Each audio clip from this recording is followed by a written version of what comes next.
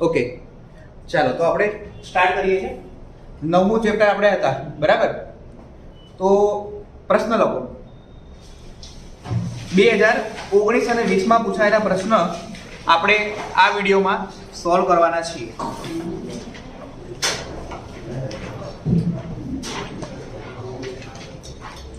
ધારો કે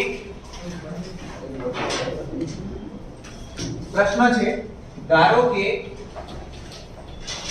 ABC અચળ ન હોય, ABC અચળ ન હોય તેવી સમાંતર શ્રેણીના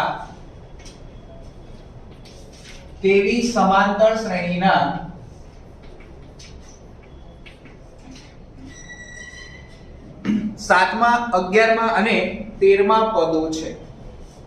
7મા, 11મા અને 13મા પદો છે, બરાબર? જો આ પદો સમગુણોત્તર શ્રેણીના ક્રમિક પદો હોય તો A/C કેટલા? આ પદો સમગુણોત્તર શ્રેણીના ક્રમિક પદો હોય, GP,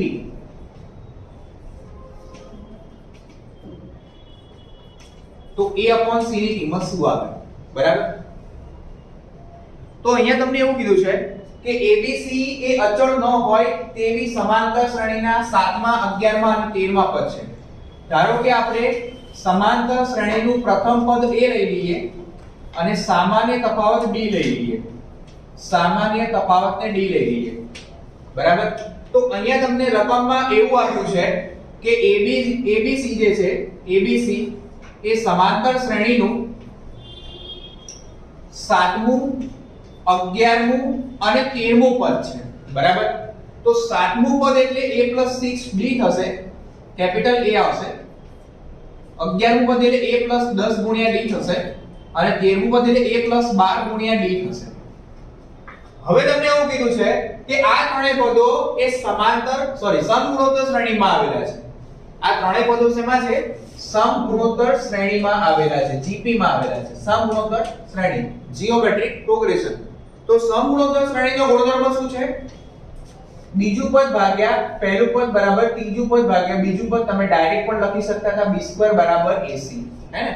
b² બરાબર AC. તો આપણે કિંમત મૂકી દઈએ. b ની જગ્યાએ A+10D, A+10D એનો whole square is equal to a ની જગ્યાએ A+6D, A+6D અને c ની જગ્યાએ A+12 ગુણ્યા D. વિસ્તરણ કરવું પડશે તો a+b નો વર્ગ સૂત્ર a² + 2ab મતલબ 20ad + 100d² is equal to અહીંયા a² + 12ad + 6ad plus 72d નો વર્ગ.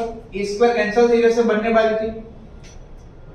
100 માંથી 72 બાદ કરીએ એટલે 28d નો વર્ગ બરાબર 12 ને 6 18, 18 માંથી 20 બાદ કરીએ એટલે -2ad. બંને બાજુ b કેન્સલ થઈ જશે એટલે a બરાબર -14 ગુણ્યા d થશે. ઓકે, હવે તમારે શોધવાનું શું છે? A/C શોધવાનું છે. A/C શોધવાનું છે. તો A/C, A એટલે શું કહેવાય? A+6D અને C એટલે શું કહેવાય? A+12 ગુણ્યા D. હવે A એટલે શું થાય? આપણી પાસે કિંમત છે -14 ગુણ્યા D. મૂકી દઈએ -14 ગુણ્યા D +6 ગુણ્યા D છેદમાં -14 ગુણ્યા D +12 ગુણ્યા D એટલે -8 ગુણ્યા D છેદમાં -2 ગુણ્યા D એટલે 4 આવે જવાબ. A/C ની કિંમત શું આવશે? 4 આવશે, બરાબર છે? ઓકે,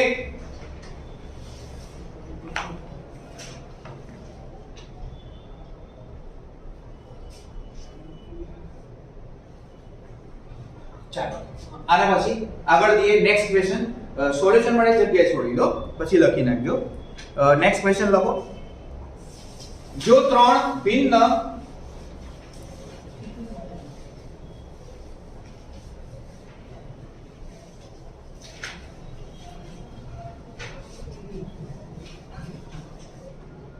જો ત્રણ ભિન્ન વાસ્તવિક સંખ્યાઓ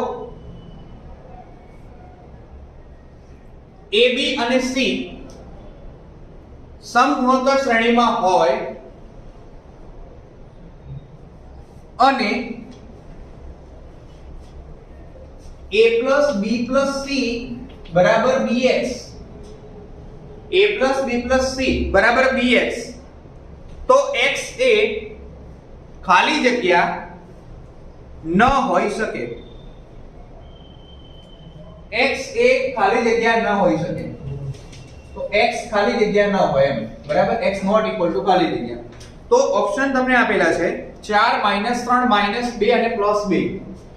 4 -3 -2 અને +2 આ ઓપ્શન આપેલા છે.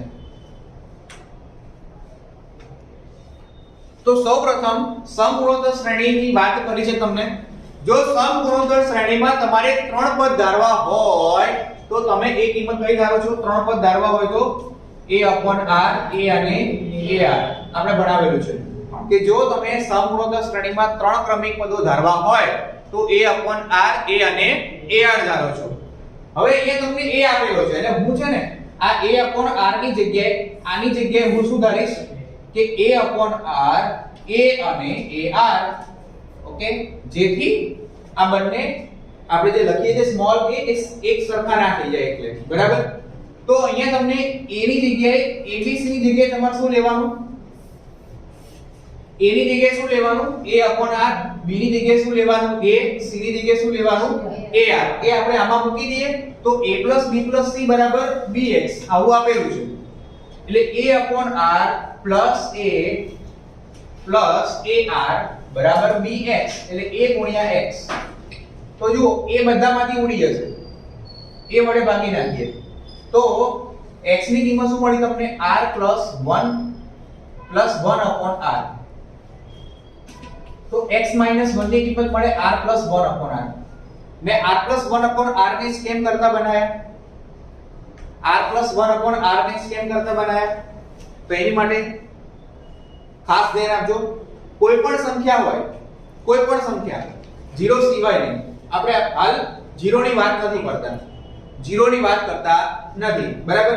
કોઈ પણ સંખ્યા હોય, ધારો કે એ સંખ્યા y છે અને એની બે સંખ્યા, જો આપણે એનો સરવાળો કરીએ તો તેના બે જવાબ બને. તેના બે જવાબ બને.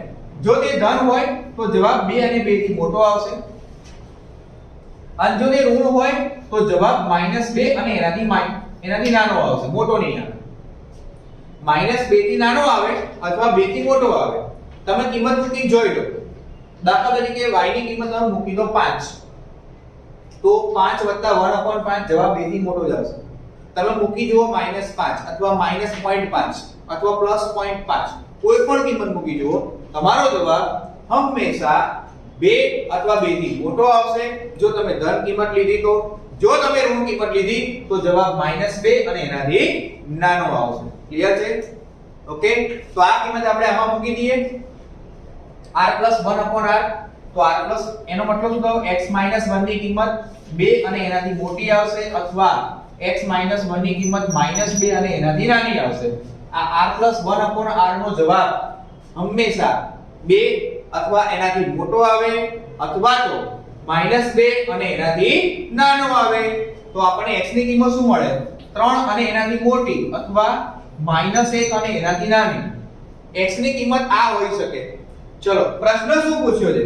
x ની કિંમત કઈ ના હોઈ શકે? x ની કિંમત કઈ ના હોઈ શકે? ચલો, 3 થી મોટી એટલે 4 જવાબમાં હોઈ શકે છે, એટલે આ જવાબ નથી. પ્રશ્ન જોઈ લો, પ્રશ્ન શું પૂછ્યો છે? x ની કિંમત કઈ ના હોઈ શકે? 3 થી મોટી હોઈ શકે છે, એટલે 4 હોઈ શકે છે.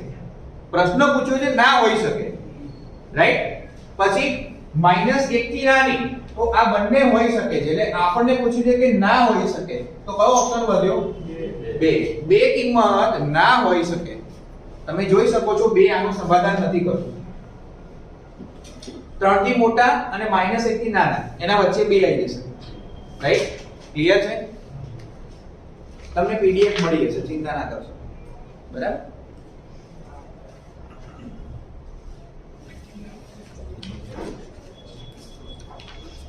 ખાલી પ્રશ્ન જ લખજો બસ. લખો એક સમાંતર શ્રેણીનું એક શૂન્યેતર સમાંતર શ્રેણીનું 19મું પદ શૂન્ય છે. 19મું પદ શૂન્ય છે તો તેનું 49મું પદ અને 29મા પદનો ગુણોત્તર ખાલી જગ્યા થાય. સમાંતર શ્રેણીનું 19મું પદ શૂન્ય છે એટલે t19 બરાબર 0. 19મું પદ શૂન્ય છે આવું તમને આપેલું છે રાઈટ. તો 19મા પદનું સૂત્ર a + 18d બરાબર 0 એટલે a બરાબર -18 ગુણ્યા d થાય. ઓકે હવે તમારે શોધવાનું શું છે તો કે ભાઈ 49મું પદ અને 29મું પદ એનો ગુણોત્તર. તો 49મું પદ એટલે a + 48 ગુણ્યા d અને 29મું પદ એટલે a + 28 ગુણ્યા d. ચલો a બરાબર કેટલા લખાય તો કે -18d + 48d અને છેદમાં -18d + 28d. તો આ કેટલા હશે 30 ગુણ્યા d અને છેદમાં 10 ગુણ્યા d. dd કેન્સલ, બિંદુ કેન્સલ, શું આવે 3/1. તો જવાબ શું આવશે 3/1. દાખલી પૂરી. બરાબર ને? ઓકે.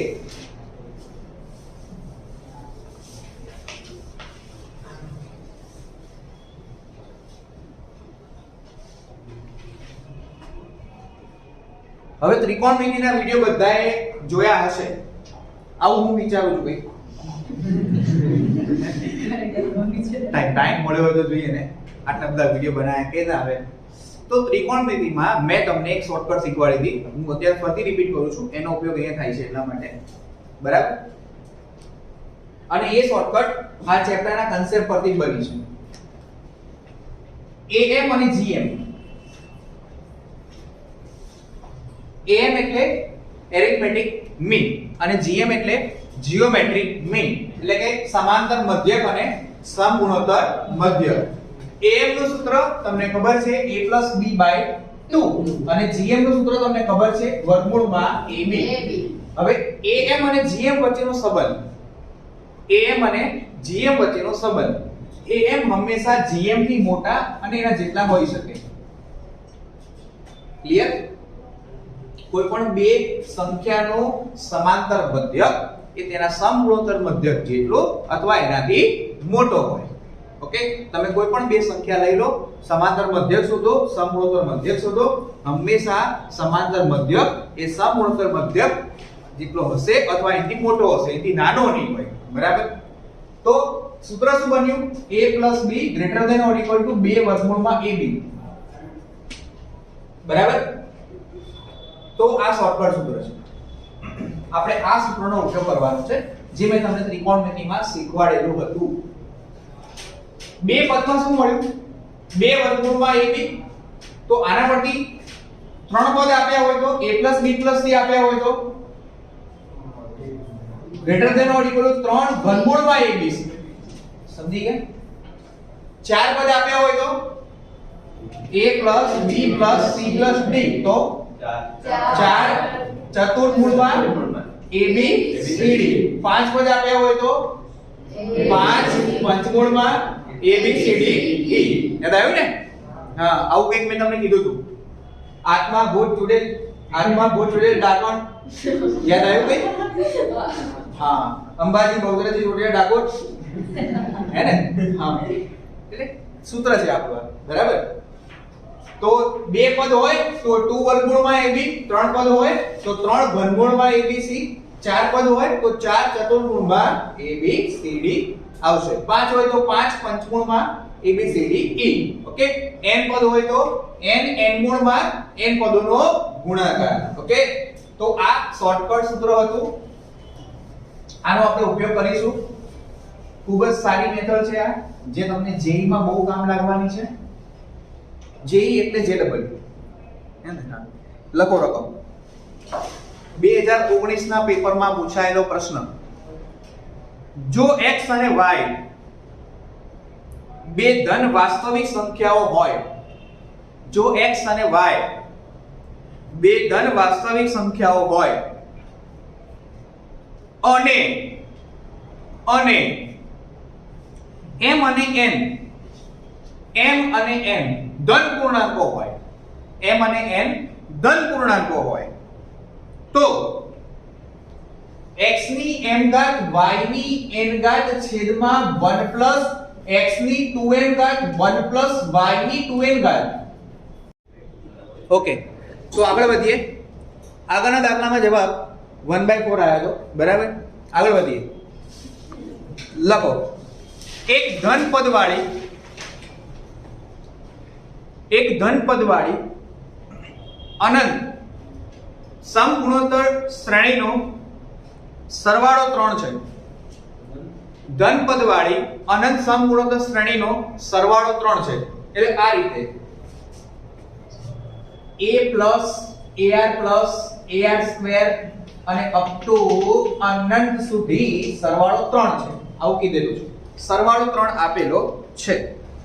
પછી તેના પદોના ઘનનો સરવાળો 27/19 છે. હવે એ જે પદ છે ને એના ઘનનો સરવાળો, તો એનો મતલબ એવો થયો કે a ઘન પ્લસ a ઘન r ઘન પ્લસ a ઘન r ની 6 ઘાત અપ ટુ ઇન્ફિનિટી બરાબર 27/19 છે.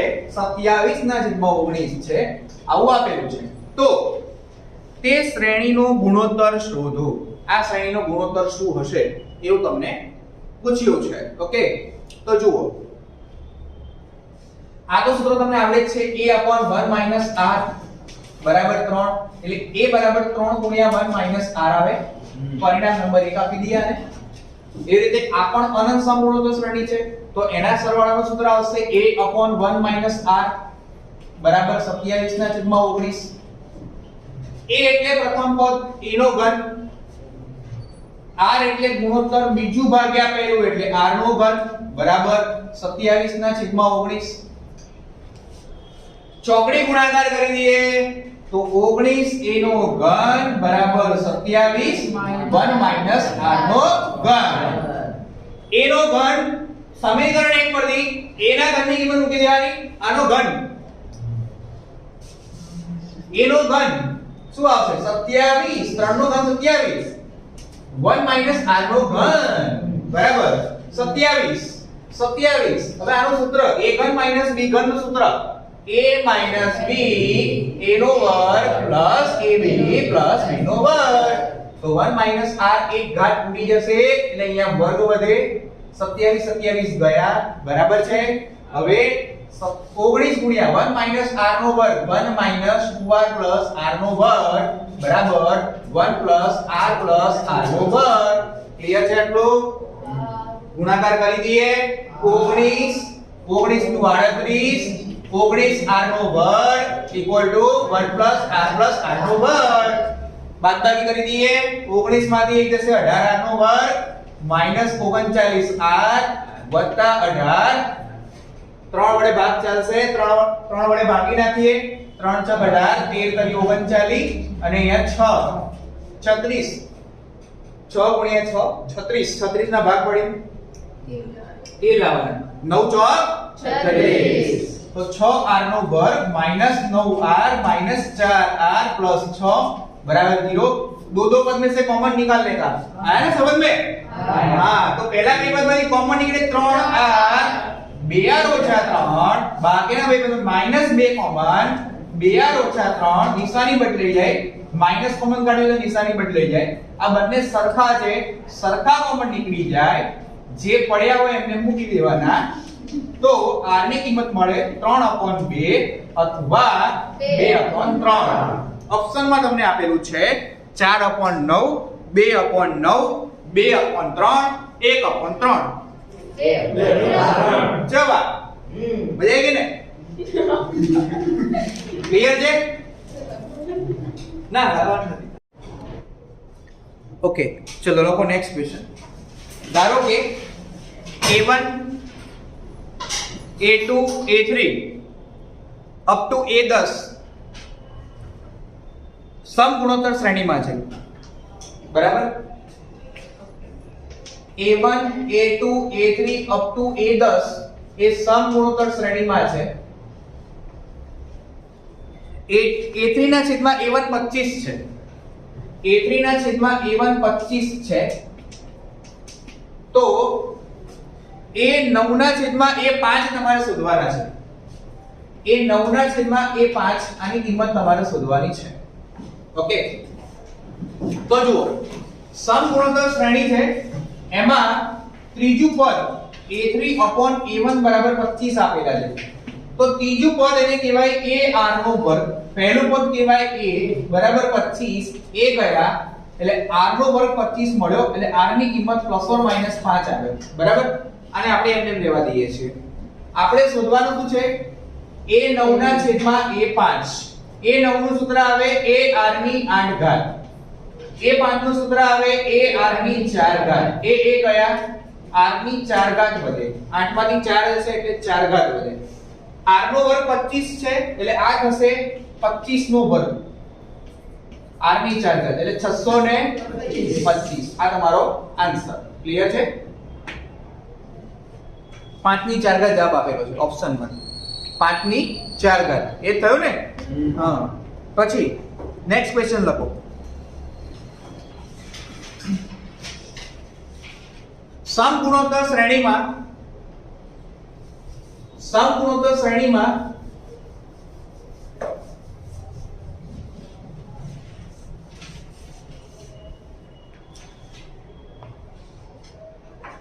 આવેલ ત્રણ ક્રમિક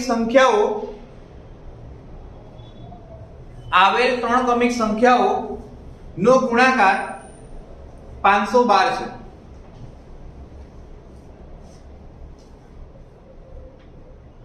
તો જુઓ સમગુણોત્તર શ્રેણીમાં તમારે ત્રણ સંખ્યા ધારવી હોય તો તમે કઈ ધારો છો? A/R, A અને AR. હવે એનો ગુણાકાર કેટલો છે? 512 છે. આ R કેન્સલ થઈ જશે, R ઉડી ગયા, તો A3 બરાબર 512 એટલે 2 ની 9 ઘાત, બરાબર. તો બંને બાજુ ઘનમૂળ લઈ લઈએ, 3 તરી 9 એટલે 2 નો ઘાત એટલે 8 થઈ જશે. એ બરાબર શું મળી ગયું? 8 મળી ગયું. હવે રકમમાં આગળ શું કીધું છે કે જો પહેલી અને બીજી સંખ્યામાં લખો, પહેલી અને બીજી સંખ્યામાં 4 ઉમેરવામાં આવે, પહેલી અને બીજી સંખ્યામાં 4 ઉમેરવામાં આવે તો આ ત્રણેય સંખ્યાઓ સમાંતર શ્રેણી બનાવે છે. તો પહેલી અને બીજી સંખ્યામાં 4 ઉમેરવામાં આવે તો A/R + 4, A + 4 અને AR, તો આ જે છે એ સમાંતર શ્રેણી બનાવે છે AP. બરાબર છે? ક્લિયર છે? AP એટલે શું? સમાંતર શ્રેણી. બરાબર. હવે સમાંતર શ્રેણીનું સૂત્ર તમને ખબર જ છે કે આને 2 વડે ગુણો એટલે આ બંનેનો સરવાળો થઈ જાય. ABC સમાંતર શ્રેણીમાં હોય તો 2B = A + C થાય, એ આપણે જાણીએ છીએ. ઓકે, તો અહીંયા શું આવશે? 2 × A + 4 બરાબર A/R + 4 + AR. એની જગ્યાએ 8 મૂકી દઈએ તો 8 ને 4 12, 12 × 2 = 24 બરાબર 8/R + 4 + 8R. 4 વડે ભાગી નાખીએ બધાને એટલે 6 બરાબર 2/R